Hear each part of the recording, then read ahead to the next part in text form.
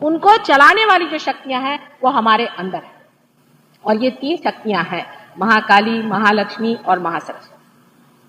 महाकाली शक्ति को मनुष्य में हम लोग पाते हैं जिस चैनल पे या जिस नाड़ी पर महाकाली के, उसे हम ईड़ा नाड़ी कहते हैं। सबके नाम का भी अर्थ है। और जिसको हम महासरस्वती कहते हैं वो पिंगला नाड़ी पर चलता है। और जो बीचों बीच नाड़ी होती है जिसको कि हम पैरासिम्पैथेटिक नर्वस से जो संबंधित है या पैरासिम्पैथेटिक को जो चलाती है, उस नाड़ी को हम लोग सुषुम्ना नाड़ी कहते हैं। अब ये संस्कृत में ही नाम है, अंग्रेजी में है नहीं। अगर होते तो मैं बताती, क्योंकि उन्होंने ये देखा नहीं, उन्होंने ये मनन किया नहीं, वो इसकी जड़ में नहीं घुसे हैं। वो पेड़ का बढ़ना देख रहे हैं, लेकिन जड़ में तो हमारे देश में मेहनत हो गई, उसे हम क्या कर सकते हैं। ये जो ईड़ा नाड़ी है और पिंगला नाड़ी है और सुषुम्ना नाड़ी है, ये आपके अंदर है और इसे आप जान भी सकते हैं। अगर आप सहयोगी हो जाए तो आपको आश्चर्य होगा कि आपके अंदर इन्हीं 3 नाड़ियों से बैलेंस होता है। पहली जो नाड़ी है जिसे कि आप ईड़ा नाड़ी कहते हैं, उस नाड़ी से या महाकाली की पावर से आप संसार का जितना इमोशनल कार्य है वो करते हैं। आपकी स्थिति होती है,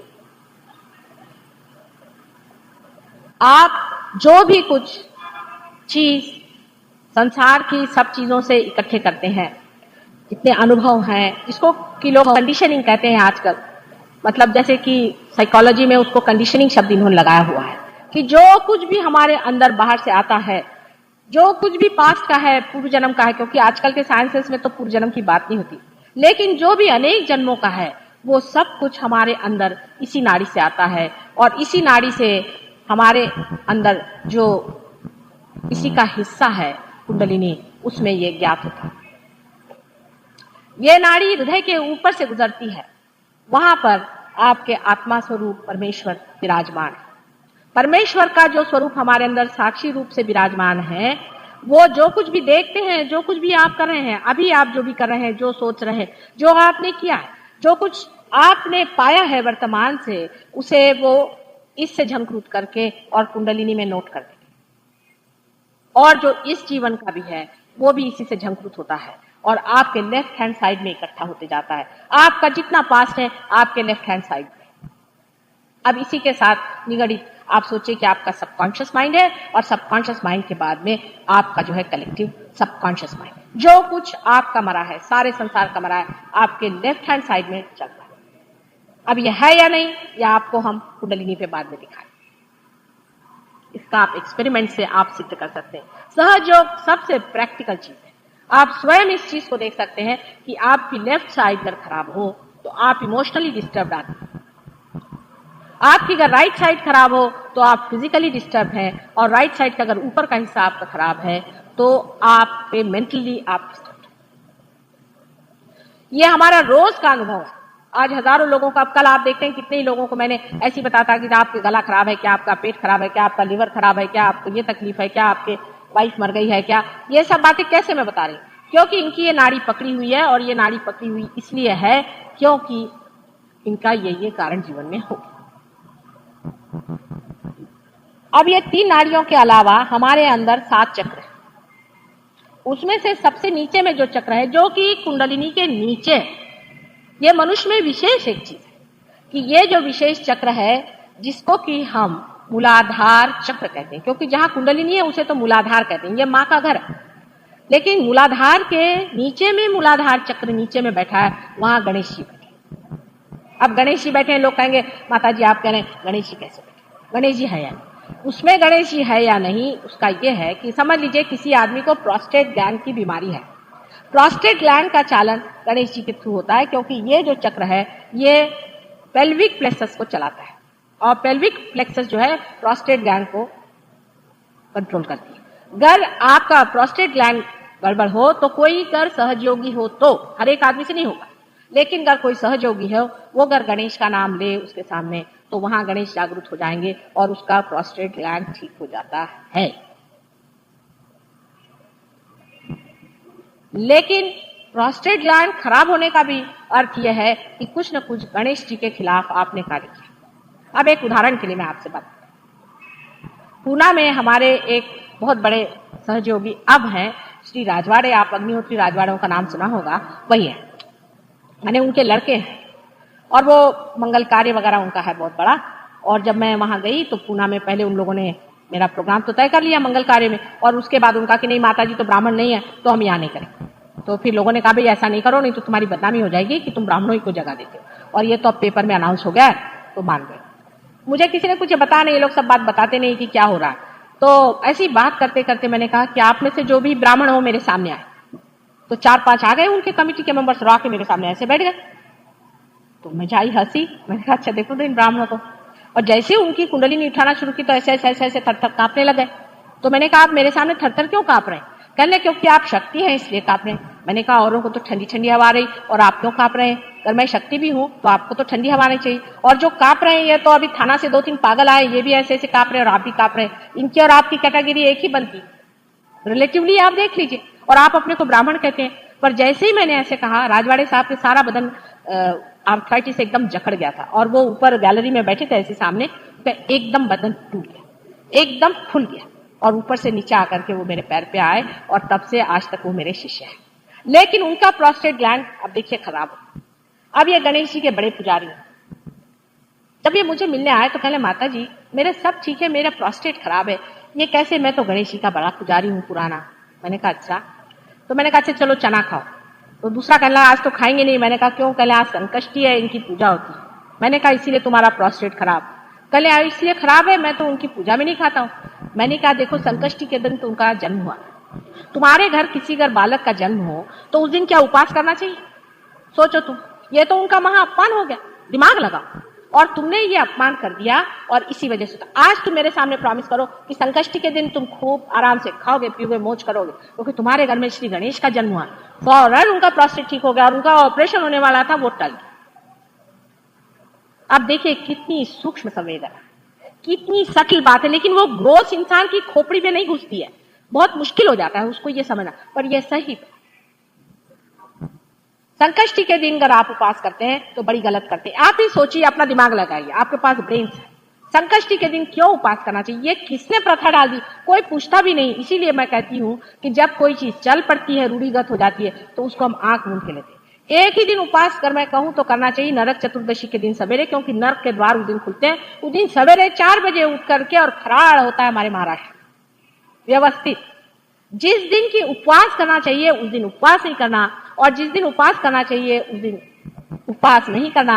इस तरह की अनेक जो गड़बड़ियां हम लोगों ने अपने धर्म में कर रखी, अनेक सी बिल्कुल विरुद्ध धारणा हमने ले रखी है, इसके वजह से भी हमसे श्री गणेश नाराज हो जाते। इससे और आगे जाए, श्री गणेश स्वयं एक चिर के बालक हैं। सेक्स के प्रति वो निर्बोध है, बिल्कुल उनको बोध ही नहीं। जैसे कि यहाँ एक महाशय थे, वो सब औरतों के कपड़े उतार लेते थे। तो मैंने उनसे पूछा कि आप किस सिलसिले में सबके कपड़े उतार रहे हैं? तो कहले मैं श्री कृष्ण हूँ और ये सब गोपियां हैं, इनके मैं कपड़े उतार। मैंने कहा भाभी, वो श्री कृष्ण की उम्र सिर्फ 4 साल की है और आप 50 साल के दड़ियल है। आप भी वही श्री कृष्ण हैं क्या 4 साल के, जो इनके कपड़े उतारते? और जिस वक्त में द्रौपदी का वस्त्रहरण हुआ था, अगर कृष्ण को स्त्री लज्जा का विचार नहीं था तो क्यों फिर वारिका में शोर भयो भारे, शंख चक्र गदा पद्म गरुड़लाई सिधारे, अपने चारों शक्तियों को लेकर के वो क्यों पहुंचे थे वहां पर? स्त्री लज्जा का विचार श्री कृष्ण को नहीं था।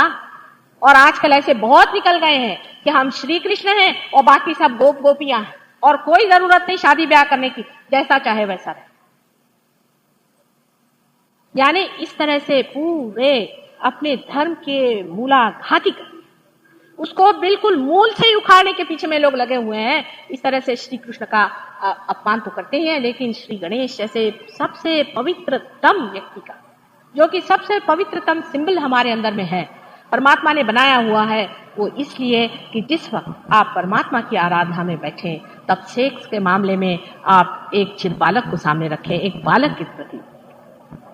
और जो लोग कहते हैं कि सेक्स को सब्लिमेट करो और सेक्स की बातें करो और लोगों को नंगा घुमाओ, ये लोग सब अधर्म कर रहे हैं और आपसे भी अधर्म कर रहे हैं। और जो लोग इन लोगों के पास गए हैं उनकी कुंडलिनी मैं नहीं जागरूक करता, क्योंकि आपने ऐसी चीजों को मान्यता क्यों?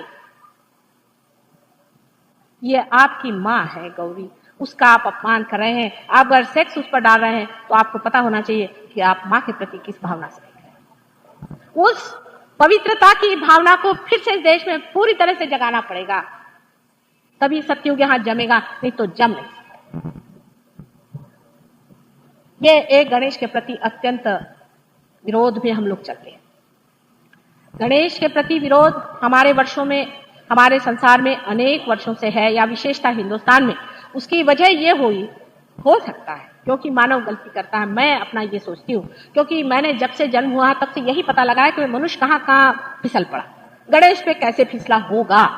तो मैंने उसका ये पता लगाया मनन में कि हो सकता है कि वो जब मनन में गए और वो पैरासिम्पैथेटिक से जब देखने लगे और इस चक्र को जब उन्होंने देखा, तो वहां हो सकता है कि गणेश जी की सूंड को उन्होंने, हो सकता है कि उन्होंने उसी को गौरी जी समझा होगा, कुंडलिनी समझा होगा। ऐसा मैं एक माँ के रूप में कहती हूँ, क्योंकि मुझसे ये नहीं बर्दाश्त होता कि शुरू से ही मनुष्य इतना घृणित हो सकता है कि ऐसी गंदी बात सोचेगा। इसलिए मैं सोचती हूँ हो सकता, पर उसका पतन जो है 6वीं शताब्दी में इस कंट्री में इस हद तक पहुंच गया। आपको आश्चर्य होगा कि तांत्रिकों ने इसका बड़ी बुरी तरह से इस्तेमाल किया। अब इसका क्या एक छोटा सा तरीका है कि अगर समझ लीजिए यहाँ परमात्मा के रूप में हमने कोई प्रतीक बिठाया तो वहां परमात्मा का चित्त आ जाता है, अगर वो रूप ठीक से होता। अब अगर परमात्मा का चित्त वहां है और वहां आप जाकर उस मूर्ति के सामने अगर व्यभिचार करें तो वहां से परमात्मा का चित्त हट जाता है। यह सही बात। यहां तक मैं आपसे बताती हूँ कि मेरे फोटो अगर कोई ला के बता दे तो मैं उसे फौरन बता सकती हूँ कि आपने इसके सामने क्या गंदगी करी। उसका चित्त, मेरा चित्त वहां से हटा हुआ मुझे नजर आता है, उसी तरह से परमात्मा का वहां से चित्त हट जाता है। गणेश या हनुमान जी के मामले में तो ये बात है कि वो पहले ताड़ना देते हैं, भैरवनाथ, वो ताड़ना देते हैं, परेशान करते हैं, उनको गर्मी देते हैं, ब्लिस्टर्स आते हैं, सब करते हैं। पर तब भी अगर जब मनुष्य नहीं मानता है और ऐसे पवित्रतम चीज का अपमान करता है, उस वक्त, उस समय में जब ऐसा हो जाता है तो वो जगह परमात्मा से खाली हो जाती है। और जब कभी पूछता है कोई कभी कि ऐसी जगह बता दे जहां परमेश्वर नहीं है, तो वो ऐसी जगह बन जाती है जहां परमेश्वर का चित्त नहीं रह जाता और वहां फिर हर तरह का व्यभिचार मनुष्य करना शुरू कर देता। ऐसे बहुत सारे मंदिर और बहुत सी ऐसी गंदी जगह हमारे अंदर, हर एक मंदिर पर इन तांत्रिकों ने अपना जोर बिठा दिया। जैसे महालक्ष्मी के मंदिर में, ये भी मैं आपसे बता दूं, महालक्ष्मी के मंदिर में जाकर अगर कोई भूतों का काम करे, मैंने ये घाघरी फूंकना जिसे बोलते हैं, वहां से महालक्ष्मी का चित्त तो बिल्कुल हट जाएगा, क्योंकि लक्ष्मी जी ऐसे घर में एक मिनट भी नहीं ठहरेगी जहां भूतों का वास। तो ये बराबर उन्होंने बना दिया। और मैंने यहाँ ट्रस्टी वालों से कहा कि इन लोगों को यहाँ से हटाइए, तो कहले यही एक पब्लिक एंटरटेनमेंट है माता जी, इसको हम हटा देंगे तो महालक्ष्मी को कौन पूछेगा। मैं कहती हूँ कि अब क्या बात, उस जगह इस तरह का भूतों का व्यवहार करना और भूतों को वहां लाना और उनसे सवाल पूछना कि घोड़े का कौन सा नंबर आएगा, इस तरह की गंदी बातें जब आप साक्षात महालक्ष्मी के मंदिर में, जो कि साक्षात यहाँ के महालक्ष्मी की जो मूर्ति है वो साक्षात है, 1000 बार जाके उसे मैंने जागरूक किया और बार बार उसे आप लोग गिरा दे रहे हैं, क्योंकि इस तरह का हर साल वहां पर होता है, हर नवरात्रों में यह धंधे यहाँ लोग। और वहां पर जो लोग जाते हैं, किसी का सर पकड़ जाता है, कोई पागल हो जाता है। अभी आप पढ़िएगा कि किसी मंदिर में कोई गया था, वहां वो पागल हो गया। मंदिर में कोई पागल कैसे होगा, लेकिन वहां इस तरह के व्यामाचार आप लोग करते हैं तो यही होगा। सब मंदिरों को खत्म करने की पूर्ण व्यवस्था हम लोगों ने कर दी, फिर बाहर दुकानें लगा दी अच्छे से। शिरडी के साईं बाबा बहुत बड़े थे, दत्तात्रेय के अवतार हैं, इसमें कोई शंका नहीं, गुरु है, पूजनीय है। लेकिन इस वक्त जब मैं शिरडी में गई तो मैं हार गई 6 घंटे तक, लेकिन उनको मैं जागरूक नहीं कर पाई, वो वहां से चले गए। सब तरह के गलत काम करके हम इन जो इस पर देवता बैठे हैं इनको नाराज कर। अब ये श्री गणेश के बारे में मैंने आपसे बताया।